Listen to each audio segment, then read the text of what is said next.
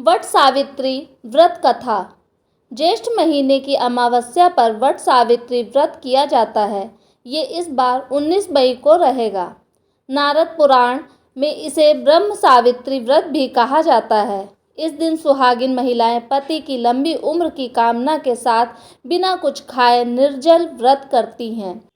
साथ ही वट वृक्ष यानी बरगद के पेड़ की पूजा और परिक्रमा करके सौभाग्य की चीज़ों का दान करती हैं।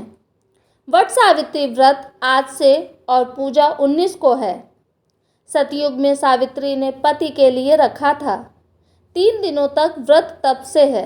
ये परंपरा चली आ रही है। ज्येष्ठ महीने की अमावस्या पर वट सावित्री व्रत किया जाता है। ये इस बार 19 मई को रहेगा। नारद पुराण में इसे ब्रह्म सावित्री व्रत भी कहा जाता है। इस दिन सुहागिन महिलाएं पति की लंबी उम्र की कामना के साथ बिना कुछ खाए निर्जल व्रत करती हैं।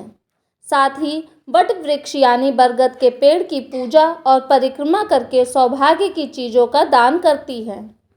वट सावित्री व्रत ज्येष्ठ महीने की पूर्णिमा या अमावस्या के 3 दिन पहले से ही शुरू हो जाता है।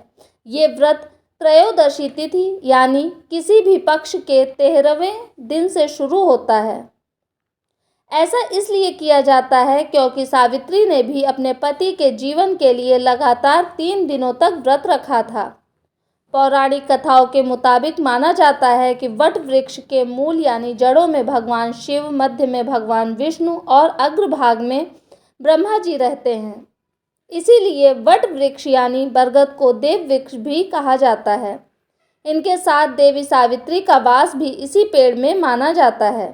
सौभाग्य के लिए शिव पार्वती और सावित्री पूजा ज्येष्ठ महीने में ये व्रत किया जाता है।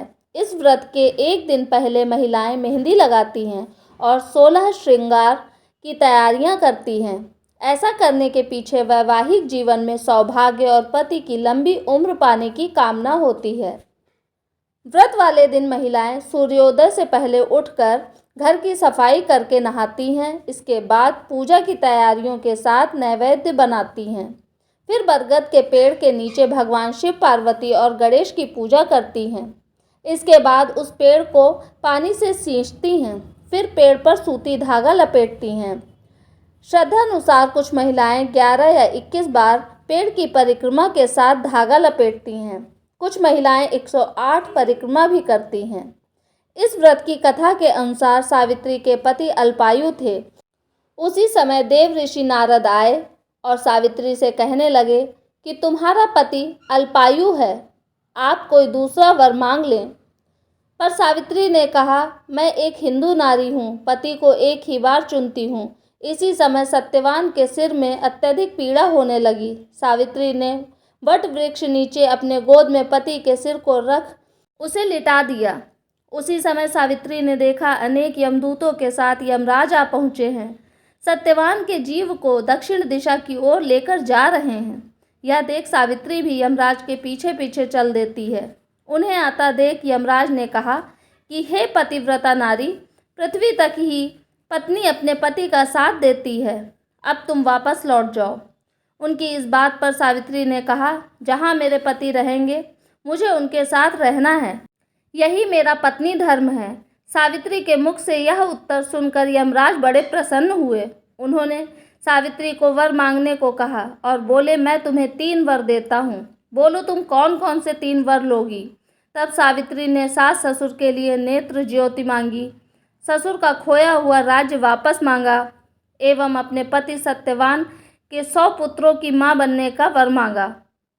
सावित्री के यह तीनों वरदान सुनने के बाद यमराज ने उसे आशीर्वाद दिया और कहा, तथास्तु, ऐसा ही होगा। सावित्री पुनः उसी वट वृक्ष के पास लौट आई जहाँ सत्यवान मृत पड़ा था। सत्यवान के मृत शरीर में फिर से संचार हुआ। इस प्रकार सावित्री ने अपने पतिव्रता व्रत के प्रभाव न केवल अपने पति को पुनः जीवित करवाया, बल्कि सास ससुर को नेत्र ज्योति प्रदान करते हुए उनके ससुर का खोया हुआ राज्य फिर दिलवाया। तभी से वट सावित्री अमावस्या और वट सावित्री पूर्णिमा के दिन वट वृक्ष का पूजन अर्चन करने का विधान है। यह व्रत करने से सौभाग्यवती महिलाओं की मनोकामना पूर्ण होती है। और उनका सौभाग्य अखंड रहता है। कथा का सार यह है कि एक निष्ठ पतिपरायणा स्त्रियां अपने पति को सभी दुख और कष्टों से दूर रखने में समर्थ होती हैं। जिस प्रकार पतिव्रता धर्म के बल से ही सावित्री ने अपने पति सत्यवान को यमराज के बंधन से छुड़ा लिया था, इतना ही नहीं, खोया हुआ राज्य तथा अंधे सास ससुर की नेत्र ज्योति भी वापस दिला दी। उसी प्रकार महिलाओं को गुरु दीक्षा के चक्कर में इधर उधर नहीं भटकना चाहिए। अपना गुरु केवल पति को ही मानना चाहिए। इस तरह यह व्रत अपने पति के प्राणों की रक्षा करने तथा अखंड सौभाग्य पाने के लिए बहुत महत्वपूर्ण है। दोस्तों, कहानी आपको कैसी लगी? आशा करती हूँ पसंद आई होगी। अगर मेरे चैनल पर नए हैं तो प्लीज़ मेरे चैनल को सब्सक्राइब कीजिए। धन्यवाद।